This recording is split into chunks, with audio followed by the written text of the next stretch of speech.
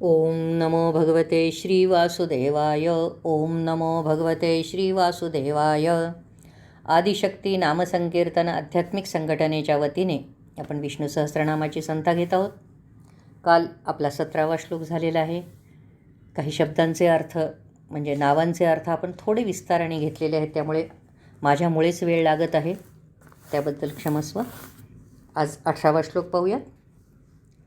वेद्यो वैद्य सदा योगी, वेद्यो वैद्य सदा योगी. इथे म्हणत असताना वैद्यो वैद्य असं येतं बरं का, वैद्यो नाही, एकच मात्र आहे ना. वेद्यो वैद्य सदा योगी, वेद्यो वैद्य सदा योगी. वीरहा माधवो मधुः, वीरहा माधवो मधुः. पहा, वी जर ऱ्हस्व राहिलं असतं तर कसं म्हणलं असतं आपण? विरहा.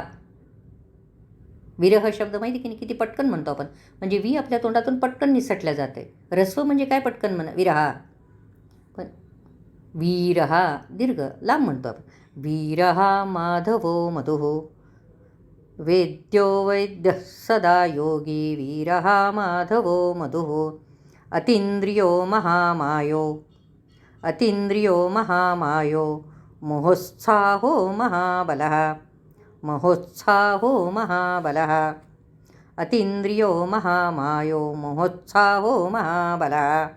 सगळा श्लोक. वेद्यो वैद्यः सदा योगी, वीरहा माधवो मधुः. अतीन्द्रियो महामायो, मोहोत्साहो महाबलः. या श्लोकातलं पहिलं नाव आहे वेद्य. वैद्य म्हणलं की अर्थ बदलला असता. वैद्य म्हणजे चिकित्सक झाला, म्हणजे आयुर्वेदामधला डॉक्टर झाला वैद्य. इथं नाही, वेद्य.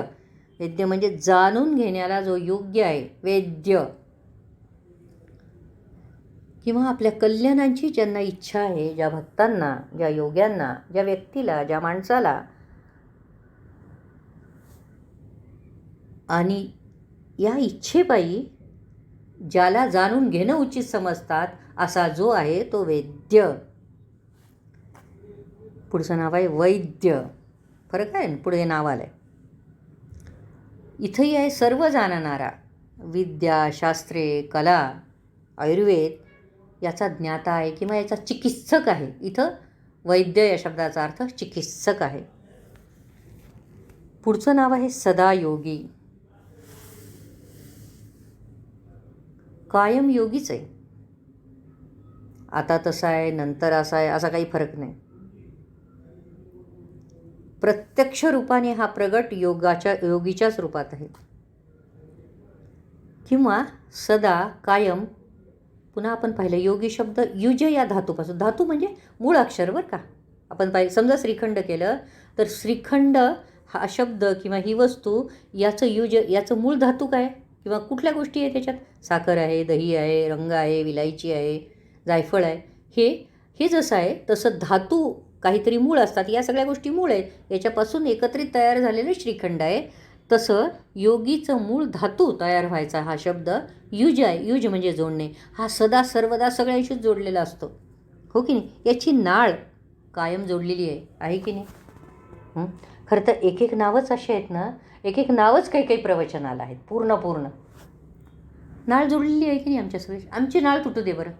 माझी नाळ मी आत्ता हे बोलताना तुटूच शकते की नाही, काय माहिती आहे. तर मी असणं संभवणार नाही. मी संपले. सगळे माझे नाते गोते, धन संपत्ती सगळं संपलं त्या क्षणी. काही देणं घेणं नाही. कायम याची नाळ आमच्याशी जुळलेली आहे, म्हणून आम्ही आहोत. याच्यापासून वेगळं होणं शक्य नाही. बरं, समजा गेलो, हेच म्हणताना गेले मी, तरी नाही का पंचमहाभूतात विलीन होणार आहे पुन्हा माझं सगळं शरीर. मग पंचमहाभूत कोणापासून आहे? याच्यापासूनच आहेत तयार. म्हणजे सगळं ह्याच्यातच आहे. कुठल्याही रूपात तुम्ही असा, याची नाळ फक्त जिवंत असतानाच नाही तर मेल्यावर सुद्धा सुटणार नाही.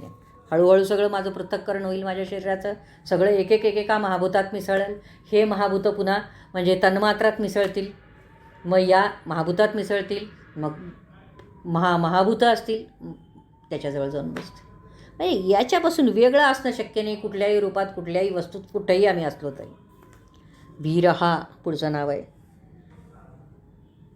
म्हणजे धर्मरक्षणासाठी, उगीचच नाही बरं का, माझा फायदा, मला जमीन पाहिजे, माझा राज्याचा विस्तार करायचा आहे, मला हे पाहिजे, कुठल्याही कारणासाठी याचं नाही आहे. याची लढाई जी आहे किंवा वीरपणा जो आहे तो या गोष्टीसाठी नाही, तर धर्मरक्षणासाठी मात्र रणांगणावर जो कोणी प्रतिपक्षी आहे याचा मात्र संहार करेल. धर्मसंस्थापनार्थाय संभवामी युगे युगे. असंच आहे. आणि पुन्हा जे सज्जन आहेत, धर्मरक्षक आहेत, त्यांचं प्रतिपालन करणारा आणि वाईटाचं निर्दालन करणारा म्हणून हा वीर हा आहे. याच ठिकाणी त्याचा वीरपणा धर्मरक्षणासाठी धावून येणार आहेत आणि जय मिळवून देणार आहे. मग साधं आहे, आम्ही जर धर्म पाळला, धर्मो रक्षती रक्षितः म्हणलं जातं. म्हणजे आम्ही जर धर्माचं रक्षण केलं तर धर्म आमचं रक्षण करेल.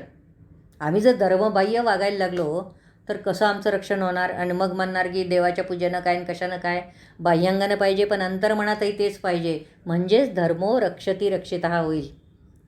पुढचं नाव आहे माधव. मा म्हणजे आपण पाहिले विद्या किंवा लक्ष्मी, हिचा पती म्हणून माधव. धव म्हणजे नवरा, नाव गेले मागे हे. मधू, मधू म्हणजे मध साध्या भाषेमध्ये. मग हे नाव याला कसं आहे? सगळ्यांना प्रिय आहे आम्हाला मध, चव छान आहे. पण मधुविद्या नावाची एक विद्या आहे उपनिषदामध्ये. ही मधुविद्या ज्याच्या प्राप्तीचं साधन आहे, म्हणजे मधुविद्या शिकल्यामुळे जे प्राप्त होतं आहे म्हणून याचं नाव मधु आहे. पुढचं नाव आहे अतींद्रिय. पहा, अतींद्र नाव मागे गेले हो की नाही? मला वाटते मागच्याच श्लोकात, हो मागच्याच श्लोकात गेले 17व्या. आता इथं अतींद्रिय म्हणजे शब्द स्पर्श हे जे भौतिक गुण आहेत याच्यापेक्षा वेगळा आहे. म्हणजे म्हणता येईल की याचं ज्ञान आम्हाला याच्याने होऊ शकत नाही.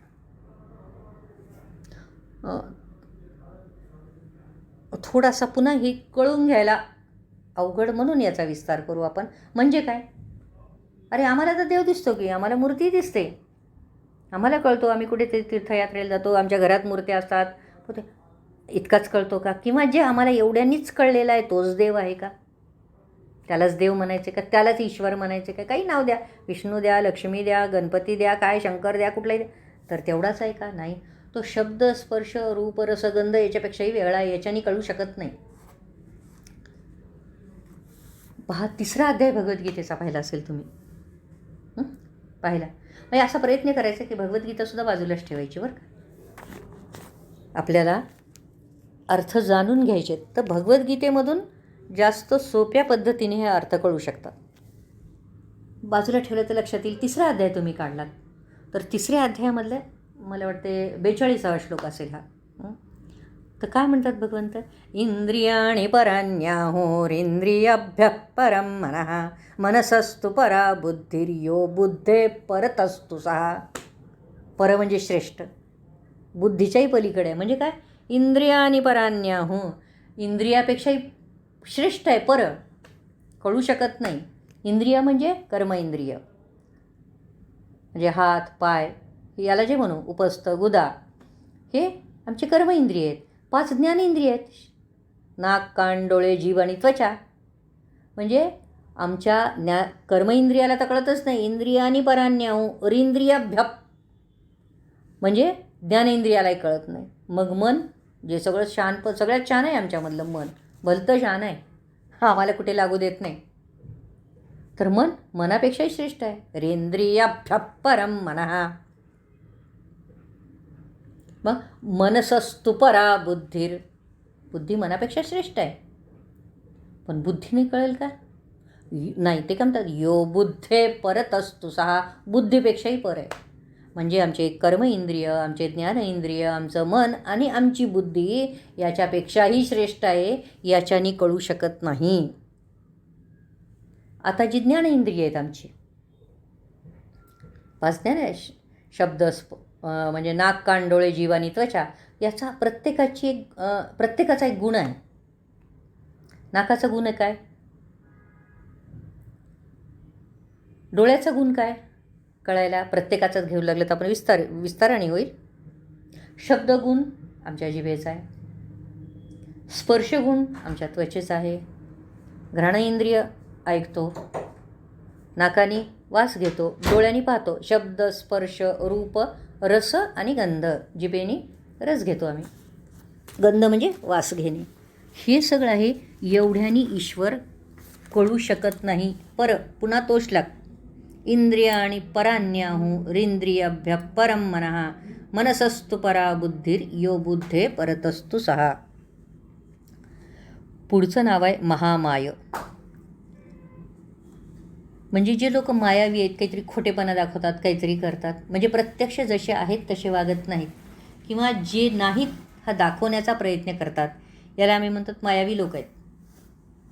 जादू ज्याला म्हणू, कळण्यासाठी आपण म्हणू. जे नाही ते काहीतरी दाखवतात, तेवढ्यापुरता आमच्या मनावर पगडा असतो त्या गोष्टीचा, त्या जादूचा किंवा त्या विचाराचा. काही लोकांचं बोलणंही असं असते की त्या बोलण्यामध्ये आम्ही येतो. मायावी बोलणं हेही म्हणलं जातं. म्हणजे जसं मायावी रूप असतं राक्षसाचं, किंवा मायावी बोलणं आहे, खोटं बोलणं म्हणू आपण, किंवा आपल्या शब्दामध्ये पकडणं, गुंतवून ठेवणं वाईट अर्थाने. तर यालासुद्धा याची जी माया आहे, या ईश्वराची जी माया आहे, जी प्रकृती आहे, याच्यावर पगडा या सगळ्या गोष्टीवर, या सगळ्या वस्तूवर, या किंवा व्यक्तीवर, या माणसावर, कारण याचं सामर्थ्य विलक्षण आहे. म्हणून हा महामाया आहे. पुढचं नाव आहे महोत्साह. याचा उत्साह फार मोठा आहे. मह अधिक उत्साह, महोत्साह. किती उत्साह याला. मला किती उत्साह असेल. सकाळी उठलं, एक एक काम केले की 10-11 नंतर असं वाटतं की थोड्या वेळ आता बसू. पुन्हा जेवण खाणं झालं, पुन्हा थांबलो. पुन्हा काही काम झालं, थांबलो. कुठेतरी गोष्टी करायला गेलो, थोड्या झाल्या की आता कंटाळा आला. आता उत्साह नाही बाबा. काय म्हणतो आम्ही, आता या गोष्टीचा उत्साह नाही. हा महोत्साह याचं नावच आहे. याचा उत्साह कधीच संपत नाही, चालूच आहे की नाही. विश्वाची उत्पत्ती चालूच, स्थिती आहे चालूच आहे. एकाच वेळेस सगळं चालू आहे. लय पण एकाच वेळेस चालू आहे. मोठा प्रलय सोडून द्या, पण कायम व्हायला लागले ना. आमच्यातही व्हायला आहे. आम्ही तयार झालो, आमची स्थिती आहे. दर क्षणाला आमच्यातल्या काहीतरी पेशी मरायला लागल्या, दर क्षणात रक्तामध्ये काहीतरी, प्रत्येक गोष्टीत आमच्याला काही ना काही व्हायला लागलं आहे. तर हे सतत कोण करतं आहे. मी करते का. म्हणजे हाताने मी जेवले, खरं तर ही क्रिया आता आपण मागे पाहिले, भोजनम हे ज्याचं नाव आहे म्हणून. पण समजा पोटात गेलं, मी म्हणते की मी हाताने जेवले, क्षणभर खरं धरलं. पचवतं आहे कोण मला. मी पचवू शकते का माझी मी. पचल्यानंतर यातल्या सगळ्या गोष्टी ज्या शरीराला आवश्यक आहे ते शरीरात ठेवून घेणे, आवश्यक नाही गोष्टीला शरीराच्या बाहेर काढणे. ज्या गोष्टी आवश्यक नाही शरीरासाठी किंवा त्रासदायक आहेत या शरीराच्या बाहेर काढणे, ज्या आवश्यक आहे ते मध्ये ठेवणे. श्वास घेतल्यावर सुद्धा ऑक्सिजनचाच भाग शरीरात राहणे, बाकी कुठले वायू न राहणे फुफ्फुसामध्ये. हे कोण करतं. आणि हे प्रत्येकाच्या ठिकाणी, मी जाऊ दे, प्रत्येकच गोष्टीच्या ठिकाणी. आणि अशा किती क्रिया आहेत, किती मोजू शकणार आहेत आम्ही सगळ्या. प्रत्येकाच्या बाबतीत आहेत. डोळ्याने आम्ही पाहतो आहे, दर क्षणी पाहणं आहे. किती फोटो निघत असतील. आम्ही कॅमेरा पाहिला. आता आधी होता आता कॅमेरा, त्याला रोल लागायचा, रोल संपला की झाला. आता आमच्या डोळ्याचा कॅमेरा अखंड चालू आहे. ब्लॅक अँड व्हाईटही आहे, रंगीतही आहे, सतत सुरू आहे. आणि या कॅमेऱ्याची गंमत अशी आहे, विशेष म्हणजे की समजा मी एखादं दृश्य माझ्या डोळ्यांनी पाहिलं आहे, मला आवडणार आहे किंवा आवडणारं नाही पण, आणि मला या गोष्टीची पुन्हा आठवण करायची. मी कुरुक्षेत्रावर गेले, या ज्योतिसर ठिकाणावर गेले, हे मला आठवायचं. हे मी तेव्हा पाहिलेलं आहे की नाही, म्हणजे डोळ्यांनी माझा फोटो काढलेला आहे. पण तो माझ्या मेमरीमध्ये इतका कायम स्वरूपी फिक्स आहे. मी विचार केल्याबरोबर कुरुक्षेत्र आणि ज्योतिसर आणि ते ठिकाण ते डोळ्यापुढे येतो तो फोटो. मला काही वस्तू लागत नाही, कुठला अल्बम लागत नाही, कुठल्याच गोष्टी, बाहेरचं इक्विपमेंट कुठलंही लागत नाही, कुठलं साधन लागत नाही. हे फक्त उदाहरण आहे. असं सतत होतं म्हणून हा महोत्साह आहे. वेळ लागला. शेवटचं नाव महाबल पटकन घेऊ. बलवंताहुनी बल ज्याचं सगळ्यात श्रेष्ठ आहे त्याचं नाव आहे महाबलः. श्रीकृष्णार्पणमस्तु. आज आपण थांबूयात.